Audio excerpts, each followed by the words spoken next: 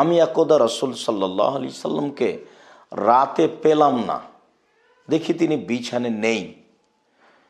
হঠাৎ দেখি তিনি বাকিউল গারকাদে কবরস্থানে।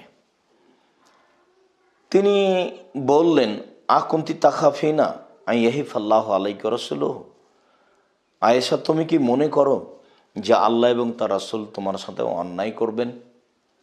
তুমি কি এটা মনে করো? তার মানে তোমার যে পালি রয়েছে সেই পালিতে আল্লাহর নবী অন্য স্থানে যাবে, এটা তুমি মনে করো? আয়েশা রাদিয়াল্লাহু তাআলা আনহা বলেন, আমি বললাম, হে আল্লাহর রাসূল, ইন্নী জানান্তু আন্নাকা আতাইতা বাজা নিসাইকা, আমি মনে করলাম যে আপনি অবশ্য আপনার কোনো স্ত্রীর নিকটে গেছেন। তিনি বলেন, দেখো, ইন্নাল্লাহ তাআলা ইয়ানজুলু লাইলাতান নিসফি মিন শাবান ইলা সামাইদ দুনিয়া, নিশ্চয় আল্লাহ তাআলা 15 শাবানে প্রথম আকাশে নেমে আসেন। ফায়াগফিরু লিআকসারা মিন আদাদে শারে গানামে কালবিন, কাল বংশের ছাগলের লোমের সমপরিমাণ মানুষকে ক্ষমা করে দেয়। কালব একটি বংশ যারা সবচেয়ে বেশি ছাগল লালন পালন করতো ওই সময়ে। তো কাল বংশের ছাগলের লোমের সমপরিমাণ মানুষকে আল্লাহ তাআলা ক্ষমা করে দেন 15 শাবানে আল্লাহ তাআলা সপ্তম আকাশ থেকে প্রথম আকাশে নেমে এসে। সম্মানিত দর্শক মণ্ডলী, অত্র হাদিসটি নিতান্তই জয়ীফ। ইমাম তিরমিজি হাদিসটি নকল করার পরে বলেন যে ইমাম বুখারীকে আমি হাদিসটি সম্পর্কে জিজ্ঞাসা করলে তিনি হাদিসটির জয়ীফ সূত্র উল্লেখ করেন এবং হাদিসটি নির্ভরযোগ্য নয়। সম্মানিত দর্শক মণ্ডলী, অত্র হাদিসটি সরাসরি বুখারী মুসলিমের হাদিসের বিরোধী। আপনার বিরোধিতা দেখাতে গিয়ে আপনাকে আমি অত্র হাদিসের কয়েকটা দিক দেখাচ্ছি। তার প্রথম দিক হচ্ছে এই যে বুখারী মুসলিমের হাদিসে রয়েছে আয়েশা রাদিয়াল্লাহু তাআলা আনহার বিবরণ, তাতে রাসূল সাল্লাল্লাহু আলাইহি সাল্লাম 15 শাবানে কবরস্থানে গেছেন তার প্রমাণ নেই। বরং ওখানে রয়েছে যে আয়েশা রাদিয়াল্লাহু তাআলা আনহা বলেন যে আল্লাহর নবী রাতে এসে বিছানের পাশে জুতা স্যান্ডেল কাপড় রেখে দিলেন, তারপরে তিনি শুয়ে গেলেন। তিনি মনে করলেন যে আমি ঘুমিয়ে গেছি, আসলে আমি ঘুমাইনি, ভান করে ঘুমিয়ে আছি। আমি ভান করে ঘুমিয়ে আছি, কিন্তু তিনি মনে করলেন যে আমি ঘুমিয়ে গেছি। তখন তিনি ধীরে উঠলেন, জামা কাপড় নিলেন, ধীরে দরজা খুলে দিলেন, বাইরে গিয়ে ধীরে দরজা বন্ধ করে তিনি বাকিউল গারকাদ কবরস্থানে চলে গেলেন। আমিও উঠলাম, আমিও আমার গায়ে কাপড় চোপড় দিলাম, বের হয়ে দেখি তিনি বাকিউল গারকাদে তিনি হাত তুলে দোয়া করছেন। একবার, দুইবার, তিনবার তিনি হাত তুলে দোয়া করলেন। সম্মানিত দর্শক মণ্ডলী, এখানে অত্র হাদিসে বলা হয়েছে যে আল্লাহ তাআলা প্রথম আকাশে নেমে আসেন 15 শাবানে।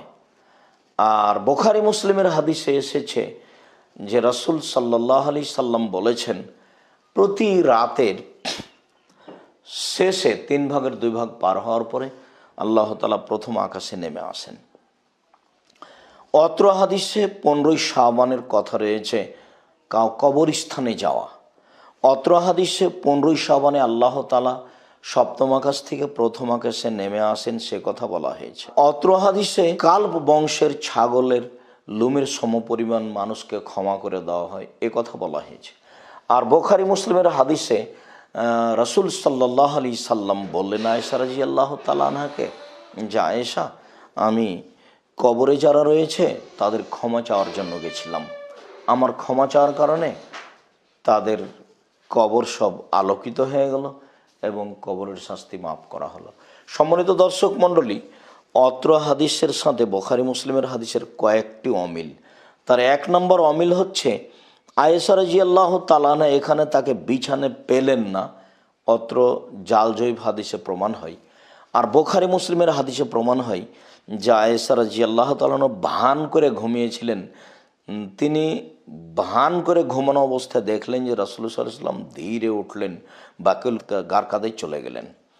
অত্র হাদিসে আরেকটা প্রমাণ হচ্ছে যে তিনি 15 শাবানে গেলেন, অথচ রাসূল সাল্লাল্লাহু আলাইহি সাল্লাম 15 শাবানে গেলেন তার প্রমাণ হয় না, তিনি কবরস্থানে যেতেন। এরপরে অত্র হাদিসে প্রমাণ হয় যে কাল্প বংশের ছাগলের সমপরিমাণ মানুষকে ক্ষমা করা হয়। অথচ বুখারী মুসলিমের হাদিসে এসেছে রাসূল সাল্লাল্লাহু আলাইহি সাল্লাম গেছেন কবরবাসীদের ক্ষমার জন্য। তিনি একবার, দুইবার, তিনবার কবরবাসীদের জন্য আল্লাহর নিকটে ক্ষমা চাইলেন। আমরা আরও একটি হাদিসে মর্মে পেশ করতে পারি। আয়েশা রাদিয়াল্লাহু তাআলা আনহা বলেন, নবী করিম সাল্লাল্লাহু আলাইহি সাল্লাম একদা আমাকে বললেন, হাল তাদরিনা মা হাযিহিল লাইলা, আয়েশা তুমি বলতে পারো এই রাতটি কি, অর্থাৎ 15 শাবানের রাতটি কি, তা কি বলতে পারো? আয়েশা রাদিয়াল্লাহু তাআলা আনহা বললেন, মা ফিহা ইয়া রাসূলুল্লাহ, 15 শাবানে কি হয়, 15 শাবানের রাতটি কি? তখন রাসূল সাল্লাল্লাহু আলাইহি সাল্লাম বললেন, ফিহা ইউক্তাবা কুল্লু মাউলুদিন মিন বানি আদম ফি হাযিহিস সানা, এক বছরে আদম সন্তানের যত ছেলে মেয়ে জন্ম নিবে তা এই 15 শাবানে নির্ধারণ করা হয়। আরেকটি হচ্ছে অফিহা আয়ুক্তাবাকুল্ল হালিকি মিন বানি আদম ফি হাযিহিস সানা, এক বছরে আদম সন্তানের ছেলে মেয়ে যতজন মারা যাবে তা নির্ধারণ করা হয়। এই 15 শাবানে আদম সন্তানের আমলকে আল্লাহর নিকটে পেশ করা হয়। আর এই 15 শাবানে আদম সন্তানের রুজি বন্টন করা হয়। সম্মানিত দর্শক মণ্ডলী, অত্র হাদিসটি বুখারী মুসলিমের হাদিসের সাথে সরাসরি বিরোধিতায় 4টি বিবরণ পাওয়া যায়। তার একটি হচ্ছে এই যে 15 শাবানে যত লোক মারা যাবে আর যত লোক জন্ম নিবে তার নির্ধারণ হয়। অথচ কোরআন মাজিদের আয়াতে এবং বুখারী মুসলিমের হাদিসে প্রমাণ হয় তা নির্ধারণ করা হয় লাইলাতুল কাদরে। লাইলাতুল কাদরে এক বছরে যা কিছু হবে তা আল্লাহর পক্ষ থেকে সপ্তম আকাশ থেকে প্রথম আকাশে নিয়ে আসা হয়। সাথে সাথে অত্র হাদিসে বোঝা যাচ্ছে যে 15 শাবানে আমল আল্লাহর নিকটে পেশ করা হয়, কিন্তু সহিহ হাদিসে 15 শাবানে পেশ করা হয় এ কথা বলা হয়নি।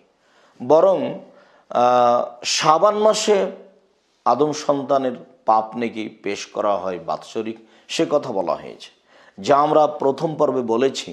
ওসামা বিনে যায়েদ রাদিয়াল্লাহু তাআলা আনহু বলেন যে আমি রাসূল সাল্লাল্লাহু আলাইহি সাল্লামকে বললাম, লাম আরাকা আন তাসুমা ফি শাহরিন মিনা শুহুরি মা তাসুমু মিন শাবান, আপনি শাবান মাসে যত সিয়াম পালন করেন অন্যান্য মাসে তত সিয়াম পালন করেন না, আপনাকে অন্য মাসে তত সিয়াম পালন করতে দেখি না। তখন রাসূল সাল্লাল্লাহু আলাইহি সাল্লাম বললেন, দেখো দাকা শাহরুন ইয়াগফুলুন নাসু আনহু, এই মাসটি এমন একটি মাস যাতে মানুষ গাফেল থাকে, বেখিয়াল থাকে, এই মাসটিকে মানুষ মূল্যায়ন করে না। বাইনা রাজব আর রামাজান, মাসটি হচ্ছে রজব এবং রামাজানের মাঝে। হুয়া শাহরুন, এটি এমন একটি মাস তুরফাউ ফিহিল আমালু ইলা রাব্বিল আলামিন, এই মাসে আদম সন্তানের পাপ নেকিকে আল্লাহর নিকটে পেশ করা হয়। ওয়ানা উহিব্বু ইরফা আমালি ওয়ানা সায়েম, আর আমার মনটা চায় যে আমি এই মাসে বেশি বেশি সিয়াম পালন করি, কেননা এ মাসে আমল পেশ করা হয়। সম্মানিত দর্শক মণ্ডলী, অত্র হাদিসে খুব স্পষ্ট প্রমাণ হয় যে 15 শাবানে আমল পেশ করা হয় এ কথা ঠিক নয়, বরং শাবান মাসে আল্লাহর নিকটে মানুষের পাপ নেকি আমল পেশ করা হয় এই কথা ঠিক। কাজেই এই জাল হাদিসটির প্রতি আমল করা যাবে না, সহিহ হাদিসের প্রতি আমল করতে হবে। 15 শাবানে সিয়াম পালন করতে হবে না, বরং 1 তারিখ থেকে নিয়ে 15 তারিখ পর্যন্ত অথবা তার চেয়ে বেশি সিয়াম পালন করার চেষ্টা করতে হবে। সম্মানিত দর্শক মণ্ডলী, অত্র হাদিসে 15 শাবানে রুজি বন্টন করা হয় এ কথা বলা হয়েছে, অথচ লাইলাতুল কাদরে রুজি বন্টন করা হয়, সব কিছু নির্ধারণ করা হয় এ কথা আল্লাহ তাআলা বলেন, এ কথা রাসূল সাল্লাল্লাহু আলাইহি সাল্লাম বলেন। তাহলে অত্র জাল হাদিসটি কোরআন এবং সহিহ হাদিসের সরাসরি বিরোধিতা করে, যার কারণে এই হাদিসের প্রতি আমল করতে হবে না, আমাদেরকে পূর্ণ শাবানে সিয়াম পালন করতে হবে না। আসেন সম্মানিত দিনী ভাই বোন, আমরা সহিহ হাদিসের প্রতি আমল করার চেষ্টা করি, বরং 1 তারিখ থেকে 15 তারিখ পর্যন্ত সিয়াম পালনের চেষ্টা করি। সম্মানিত দর্শক মণ্ডলী, আমরা এই বিষয়ে আরেকটি হাদিস আপনাদের সামনে পেশ করি। আলী রাদিয়াল্লাহু তাআলা আনহু বলেন, রাসূল সাল্লাল্লাহু আলাইহি সাল্লাম বললেন, এজা কানাত লাইলাতুন নিসফি মিন শাবান, যখন শাবানের 15 তারিখ হয় তখন তোমরা ফাকুমু লাইলাহা, 15 তারিখের শাবানের 15 তারিখে তোমরা রাতে জেগে ইবাদত করো।